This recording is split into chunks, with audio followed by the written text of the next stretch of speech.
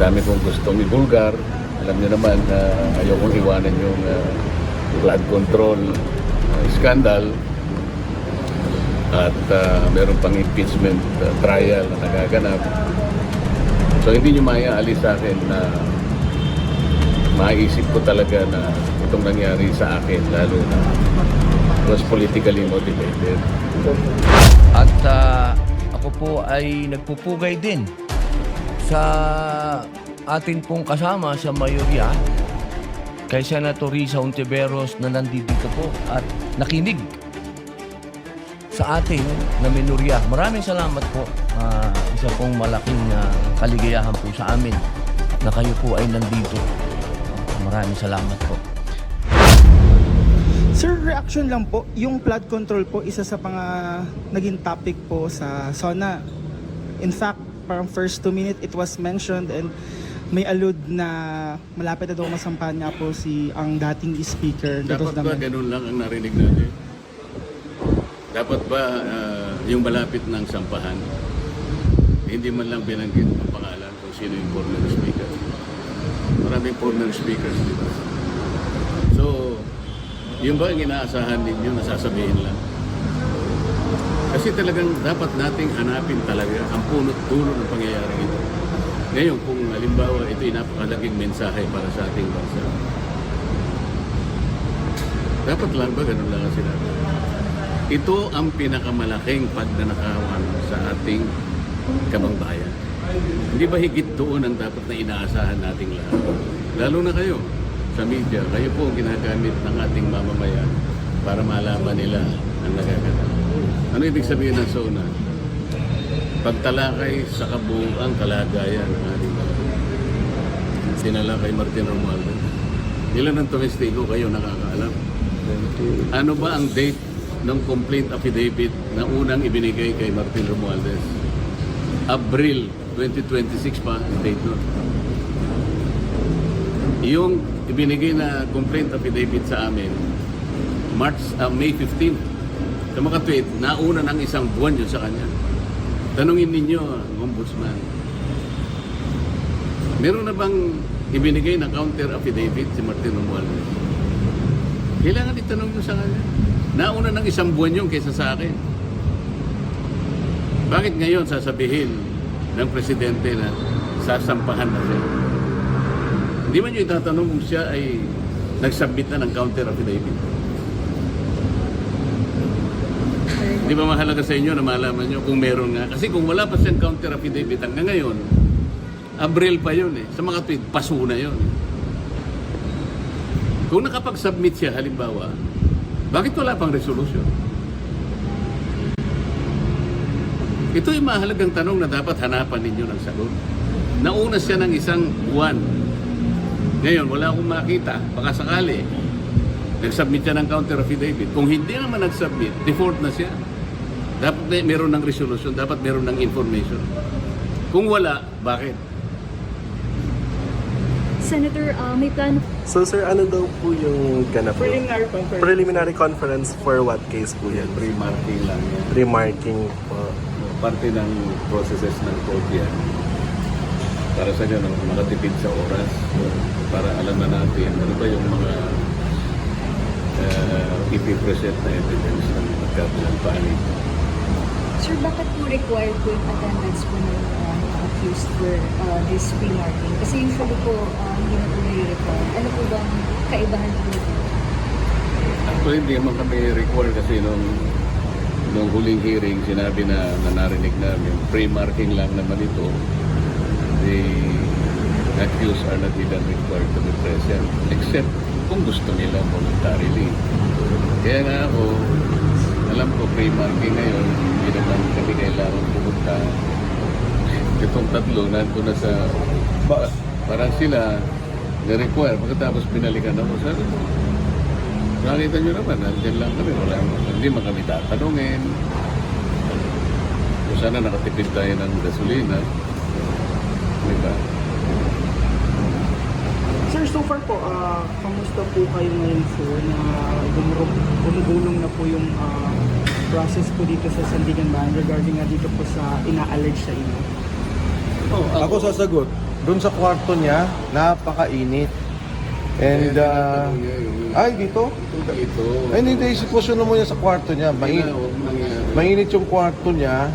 And ako nga nagulat na si Manny Bunuan, nandun pa rin sa ospital, 2 buwan, sa 1 linggo lang. And siyempre, senador naman si Senador Marcoleta, parang masyadong deprived ang taong bayan dun sa boses niya, lalo dun sa impeachment process. Hindi ako nalulungkot na kalagayan namin ay ganito. Kung makikita niyo yung suit namin, nakalagay PDL, alam na ninyo ibig sabihin nun.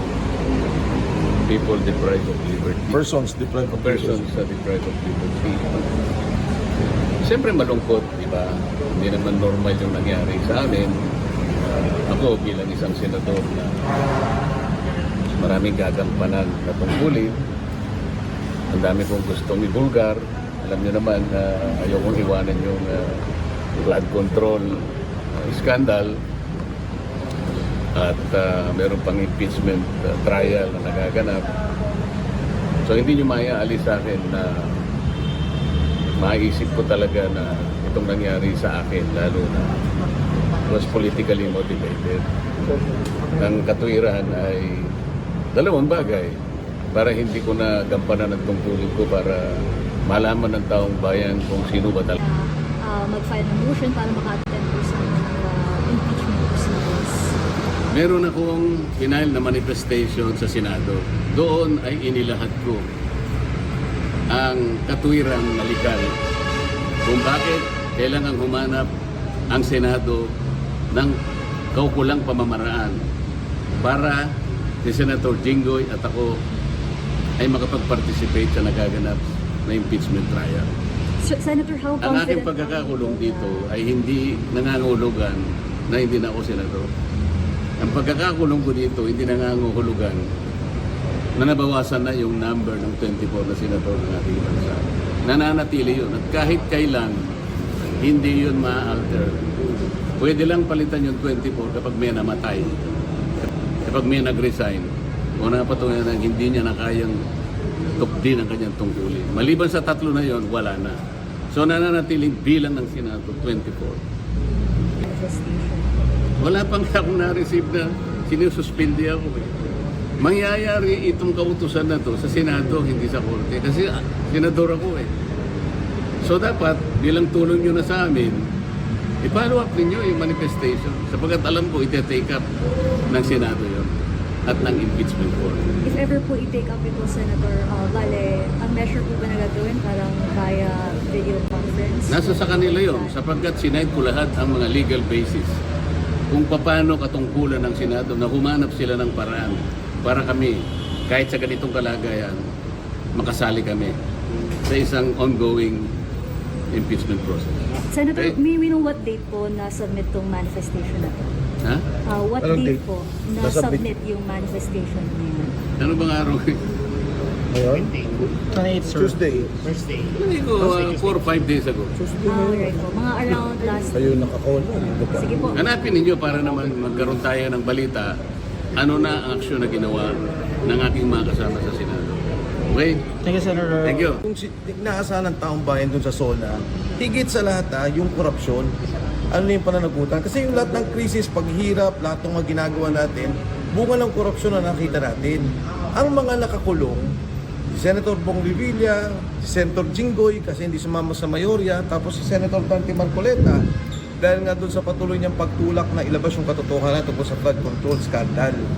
Ngayon, yun lang ang mga nakakulong. Yung mga nakakulong pang iba, nakasama namin, puro mga maliliit na kawani. Empleyado ni Alcantara, empleyado ni Bernardo, empleyado ni Opulencia.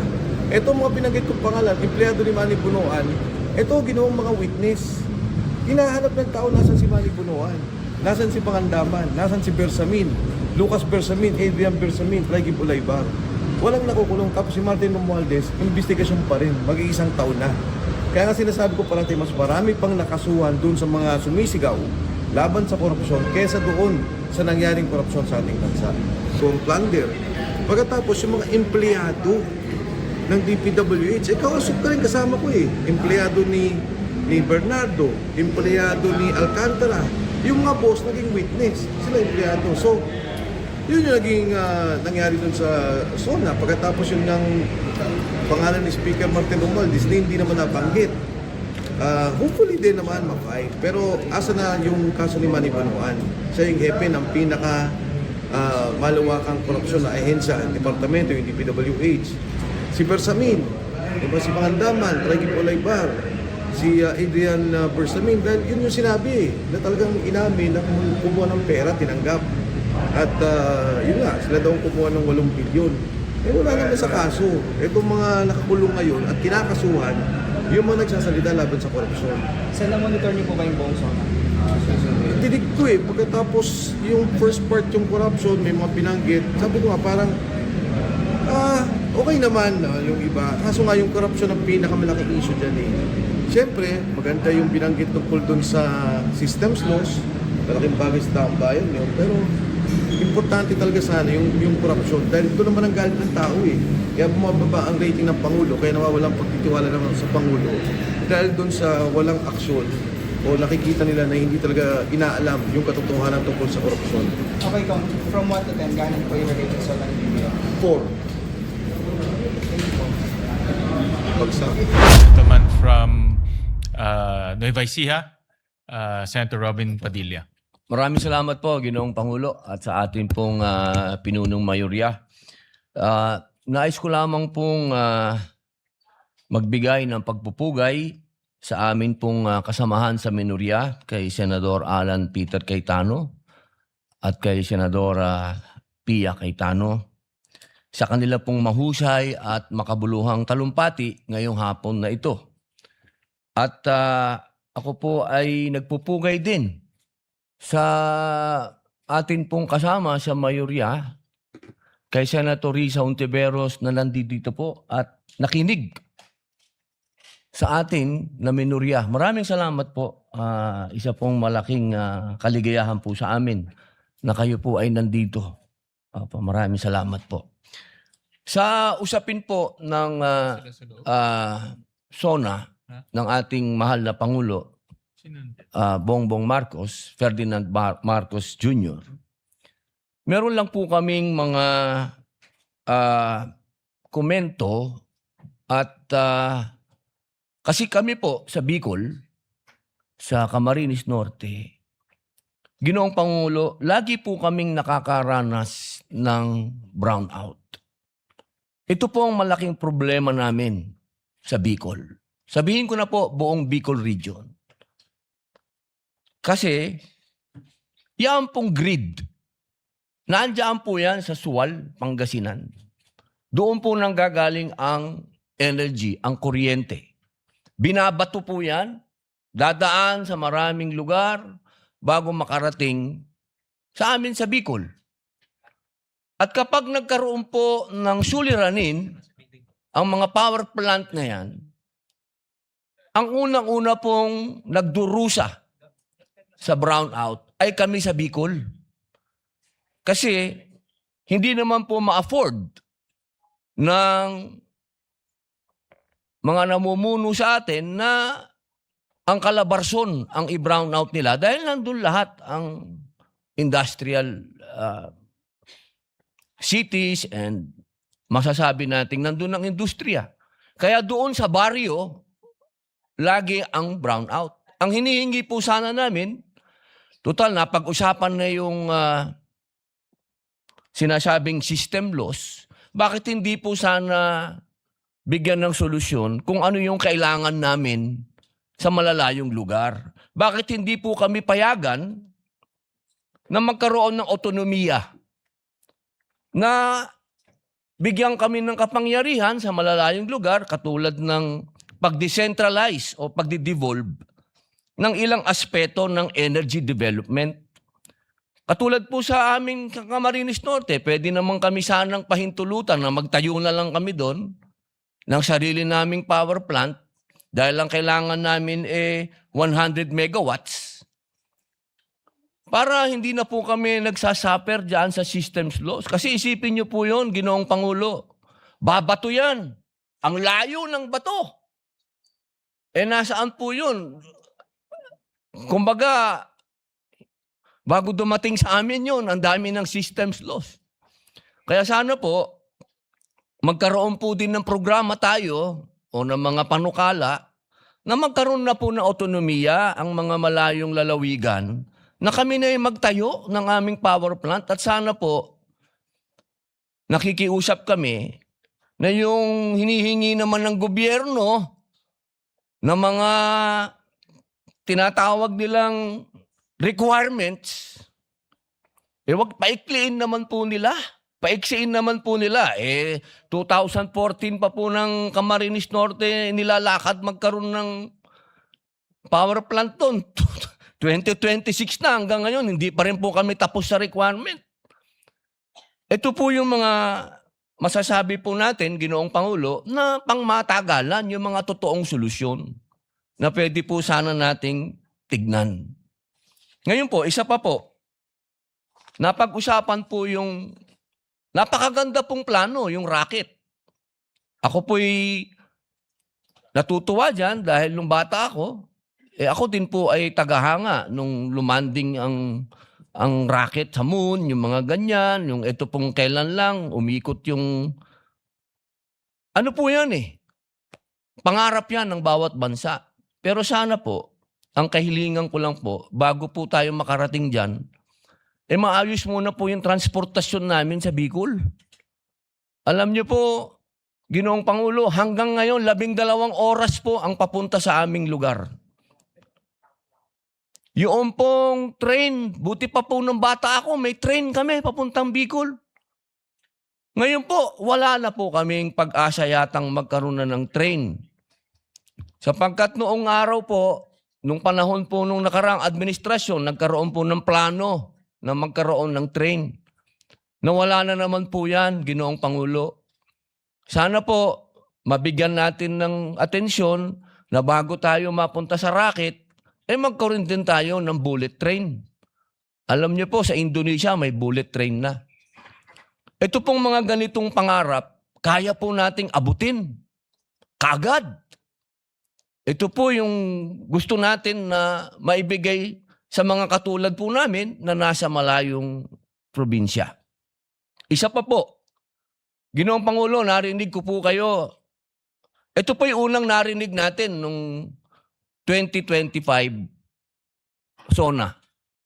Yung patungkol po sa FOI, yung patungkol po sa fake news, yung patungkol po sa pagbibigay natin ng proteksyon sa kabataan sa pamamagitan po ng sa inyo ko po narinig din yan, Ginoong Pangulo. Yung mga kabataan po, kung po pwede, 16 pababa, wag na po nating pabayaan na gumagamit pa ng social media.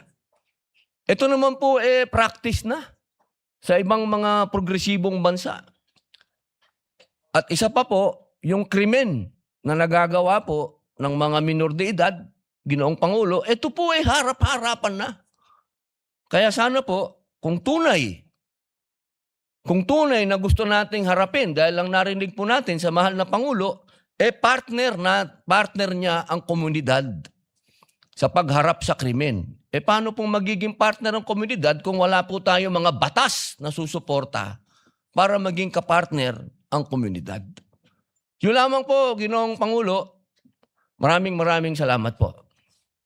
Maraming salamat, Senator Robin.